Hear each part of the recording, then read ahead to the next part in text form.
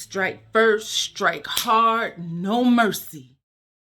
Yes, party people, it's that time. It's your girl, UGoddess, and you know we back with my favorite guilty pleasure, one of them at least, Cobra Kai. Let's get right into it. So we start off right into another Johnny and Daniel-san argument. All I'm thinking is, please don't let this carry out for the entire season. So my girl Kim Da-yoon, my girl.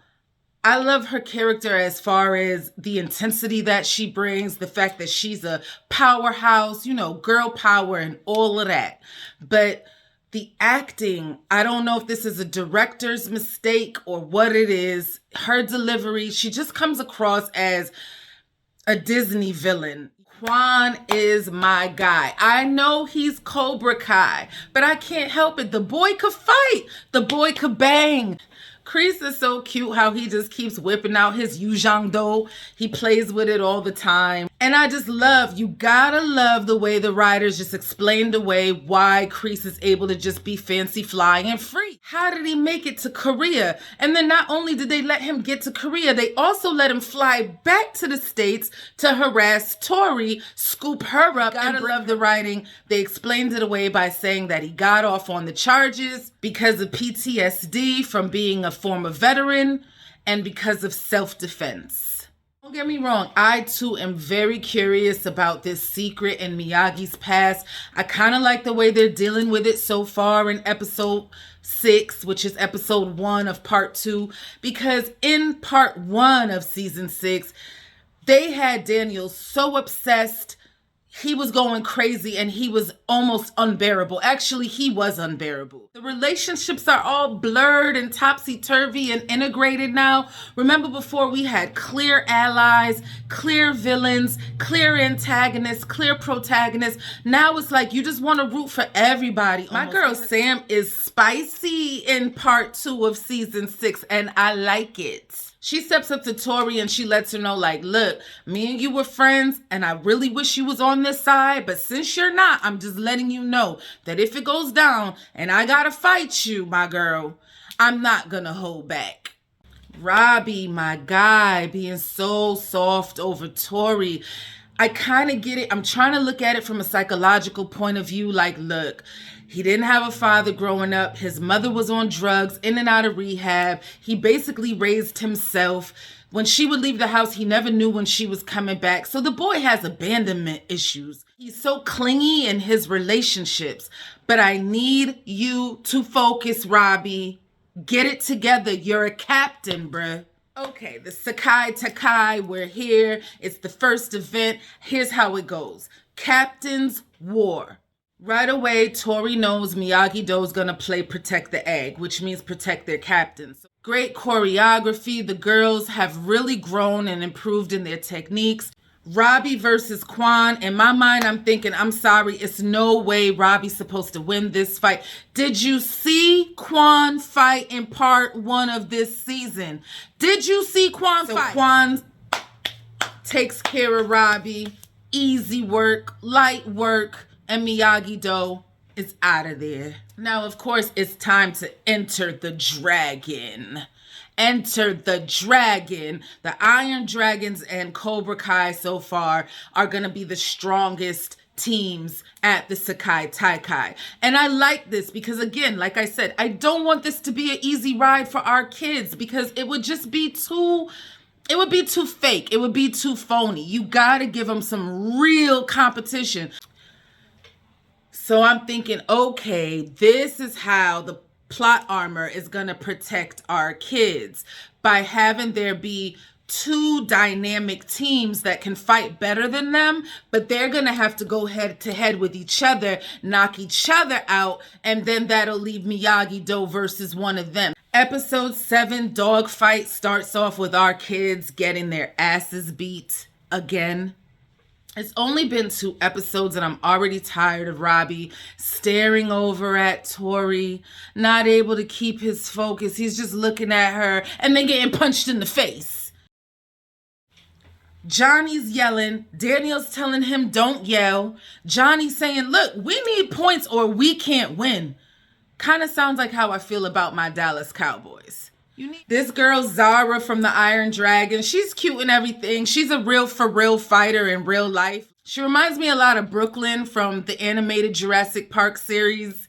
Maybe y'all might have watched that or not. Another guilty pleasure of mine. Miguel is showing more and more disappointment in Robbie, as he should. And Daniel-san goes off and chases some lead that will, give him some more insight on Mr. Miyagi's secret past. I don't blame him for doing it, but damn, Daniel-san, tell somebody. Tell somebody where you going. Final points round. It's on this little platform, so of course Sam suggests that they should use balance, which is the Miyagi-Do way. But Johnny is all about aggression, and Daniel-san's not there to tell them what to do because his little ass got kidnapped and he's currently in a dog cage. Devin is out, Robbie is out. Miguel has to go up there and carry the whole team on his back and beat everybody up. And he gets the point for the Miyagi-Dos, but Johnny's not impressed, and neither am I. Here comes my girl Spicy Sam.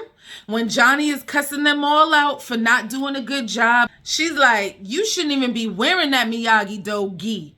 And then Devin steps up to defend Johnny, and Spicy Sam tells her to sit her little ass down. She don't even know how she made it on this team. What? Spicy Sam, relax, cool down, baby girl. Save it for the mat. Devin, of course, confesses finally for feeling so guilty to being the one who gave Kenny the laxative. So now, of course, this explains away how Kenny will come back. Danny escapes. He doesn't really have to fight too much. He just releases the starving, hungry, vicious dogs onto their own owners. And as he's trying to get away, he gets accosted and assaulted by none other than William Christopher Ford from Karate Kid 3. I'm so surprised that not a lot of people recognized him, but I guess I get it. Unless you've been paying attention to Cobra Kai this whole time and keeping sort of track of who have they brought back, who hasn't come back yet to do their cameo, you might not have figured it out. But I've been keeping track, and I knew that was Dennis from Karate Kid 3.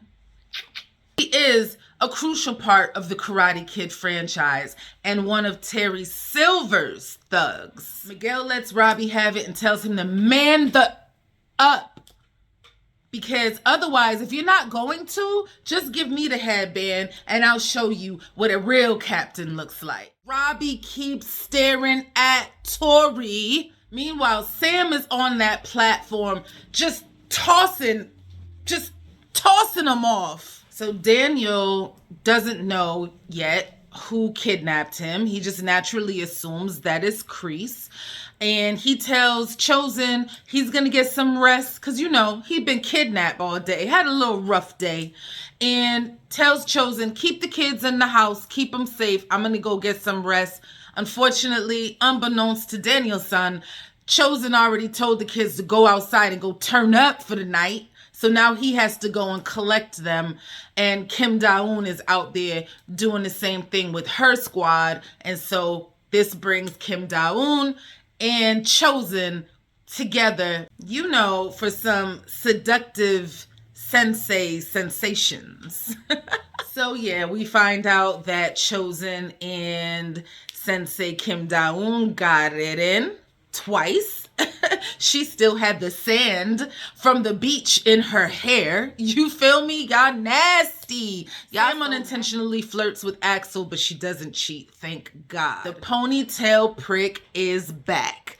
And the way how they introduced him, in the hot tub with a cigar in his mouth. We get a flashback of Terry Silver in Thailand scouting out some fighters, and that's where he meets who? The sensei of the Iron Dragons. And we find out he was bankrupt, had a lot of financial issues. Who do we know that has all the money?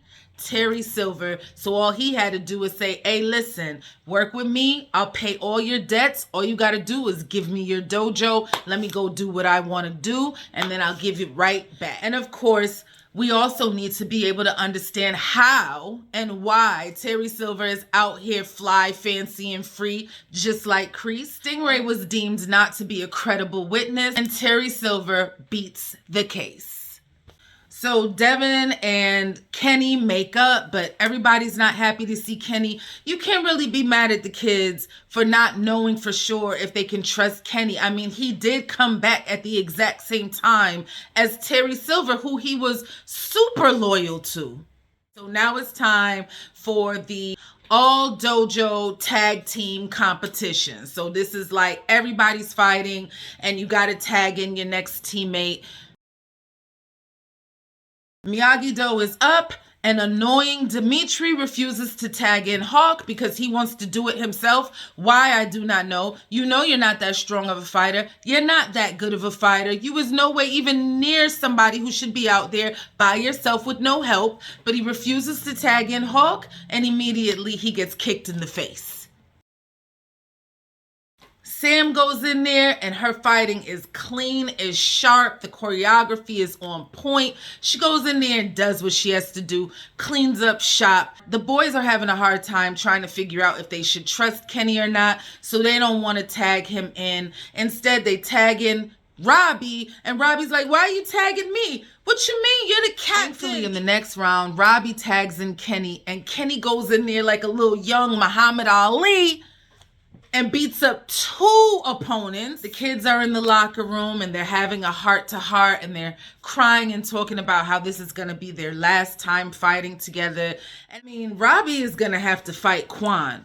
This is Captain's battle. And after seeing Quan fight in the earlier part of the season, I just don't see how this is going to go our way.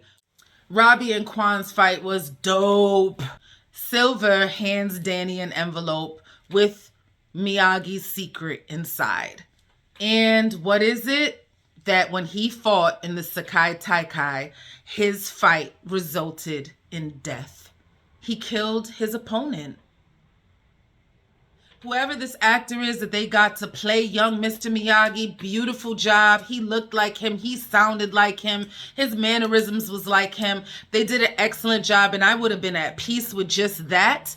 But they took it a step further and did the deep fake with the face of Pat Morita, and I'm not mad. I'm not mad. I wasn't mad when they did the deep fake of young Johnny, and I'm not mad with them doing the deep fake of Mr. Miyagi. As long as they don't overuse this deep fake technology, I'm okay with it. It's a great way to incorporate and pay honor and homage to beloved characters who have passed away.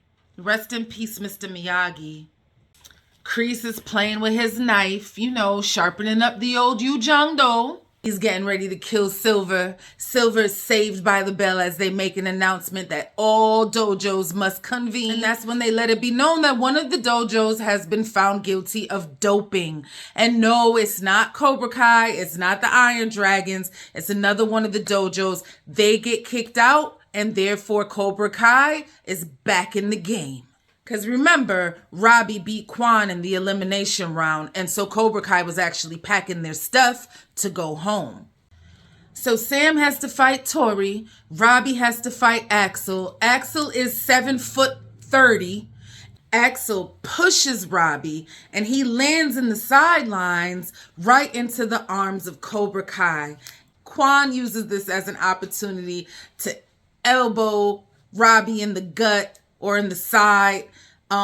Miguel sees this, jumps on the mat to go protect Robbie. Axel already don't like Miguel because he likes Sam, and that's Miguel's girl. So all of a sudden, the kids all start getting into each other's faces. The announcer comes out and tells everybody to relax and behave themselves and get their ass off the mat. He gets knocked out by the Russian sensei who he kicked out of the tournament for doping, gets knocked out by him, and a brawl ensues. Definitely gonna have to go back and watch the brawl like 3 or 4 times just so you can get an idea of everything that was happening. There's so much going on. Johnny sees Kreese heading towards Silver. Kreese's knife falls out of his waistband. They go to all bang out with no knife. The knife is on the ground. Quan is manhandling Robbie. Sam runs over to try to help. Quan hits Sam or kicks Sam. Axel sees this, and remember, he's in love with Sam, so he goes over to protect Sam and defend her honor. Axel kicks Quan into another dimension. Quan sees Kreese's knife on the ground, picks it up, totally wants to go and kill Axel, does a spinning kick move with the knife in his hand and lands face first, stomach first, chest first on the knife. He lets out a scream that is so terrifying. That's the type of scream where you just knew Quan was dead. Rest in peace, Quan, I guess, unless they bring him back in part 3, which I really wouldn't mind if they did. But for now, Quan is dead. Cut the feed.